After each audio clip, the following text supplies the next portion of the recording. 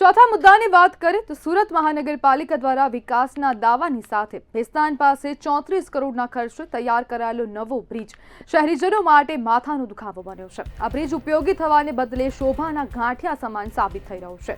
વડોદરાથી કરડવા તરફ જતા વાહન ચાલકો 600 મીટર લાંબા બ્રિજ પર ચડે છે, પરંતુ બીજા છેડે ઉતરતા જ રસ્તો બંધ મળતા ફરી યુટર્ન લેવા મજબૂર બને છે।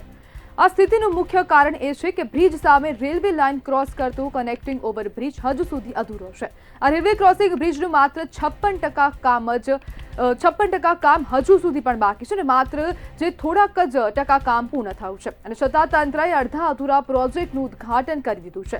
પરિણામે જનતાને કોઈ રાહત મળતી નથી, માત્ર પરેશાની વધે છે। પ્રશ્ન એ છે કે કનેક્ટિવિટી વિના બ્રિજનું ઉદ્ઘાટન કરવાની તંત્રને ઉતાવળ કેમ હતી? શું વિકાસ માત્ર ઉદ્ઘાટનના ફોટા અને રિબિન કાપવા પૂરતો જ છે? કરોડો રૂપિયાનો ખર્ચ કર્યા બાદ પણ જો વાહન ચાલકોને ફાયદો ન મળે તો જવાબદારી કોની? અને કેમ હવે આટલી ઉતાવળમાં આ બ્રિજનું ઉદ્ઘાટન કરવામાં આવ્યું? આજ મુદ્દે ચર્ચા કરવા માટે આપણી સાથે પ્રોફેસર શ્રીધર કોન્ટ્રાક્ટર જોડાઈ ગયા છે। શ્રીધરભાઈ, મનપાને એવી તો શું ઉતાવળ હતી કે હવે આ કામ અધૂરું જ કામ હતું અને બ્રિજનું ઉદ્ઘાટન કરી દીધું? જી, અધૂરા કામે બ્રિજનું ઉદ્ઘાટન તો થઈ ગયું, પણ હવે આપણે જે જોઈ રહ્યા છીએ કે રેલવે બ્રિજનું ફ્લાયઓવર બનવાનો બાકી છે। તો હવે પરિસ્થિતિ એ છે કે હજી એમ કહે છે કે ફ્લાયઓવર બનતા 2 વર્ષ લાગશે। તો જે મુસાફરોને તકલીફ પડે છે એ તો પડે જ છે, પણ જો સિવિલ ટેકનિશિયન સાથે વાત કરતો, સિવિલ એન્જિનિયરો સાથે એવી તમને કહેશે કે આ જે બ્રિજના ગેપ ભરવા માટેના જે લોકોએ પ્રોવિઝન રાખેલા હોય, જે નટ બોલ્ટ્સ લગાડેલા હોય, જેના આધાર પર બધું ફિક્સ થતું હોય, તો 2 વર્ષ સુધી આ કામ નહીં પૂરું થશે તો એ બધા જામ થઈ જશે, એની ફ્લેક્સિબિલિટી ખલાસ થઈ જશે।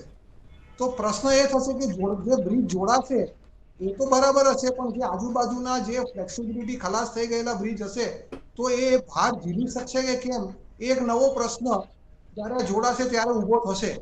અને આ બિલકુલ બેજવાબદાર વાળું કામ છે કે જેમાં તમે વિકાસના નામ પર કામ તો કરી નાખ્યું, અધૂરું કરીને લોકોને દેખાડો કરી દીધો, પણ જ્યારે સંપૂર્ણતા નથી થતી તો લોકોને સમજ નથી પડતી કે આમાં આગળ કઈ રીતે વધવું। કે જો લોકો બ્રિજ પર યુ ટર્ન લઈને આવે છે તો આપણે વસ્તુ બહુ સ્પષ્ટ જોઈ શકીએ છીએ કે અકસ્માત થવાની શક્યતાઓ શ્રીધરભાઈ, મનપા કહે છે કે અમે વિકાસ કરી રહ્યા છે, નાગરિકોને સુવિધા આપી રહ્યા છે, તો સુવિધાના નામ પર હવે જે નાગરિકો છે તે લોકોને મુશ્કેલી કેમ પડી રહી છે? ને આ ખરેખર સુવિધાના નામ પર જ આ સમસ્યા ઊભી કરી છે। સુવિધા આપવાને જગ્યા પર અહીંયા આગળ અગવડતા ઊભી કરી છે, કારણ કે એક તો અકસ્માતનો સૌથી મોટો પ્રશ્ન છે અને એની સાથે સાથે ભવિષ્યની અંદર આ બ્રિજ જ્યારે જોડાશે તો એ વખતે એના જે પાર્ટ્સ જે છે, એના જે બનાવેલા ભાગ જે છે, એની ફ્લેક્સિબિલિટી જે છે તે એનું લચકપણું ખલાસ થશે, કારણ કે 2 વર્ષે ઉપયોગમાં નથી આવતા। તો એ કેવી રીતે ટકશે એ સૌથી મોટો પ્રશ્ન અહીંયા આગળ છે। એટલે લાંબે ગાળે તો આ નુકસાનકારક કામ જ કરેલું છે અને હાલના તબક્કે પણ એ કોઈ લાભ આપતું દેખાતું નથી। શ્રીધરભાઈ, મનપા પોતાને જાતે જ કેમ હાસ્યનું પાત્ર બનાવી રહી છે? હા, શું કહો છો?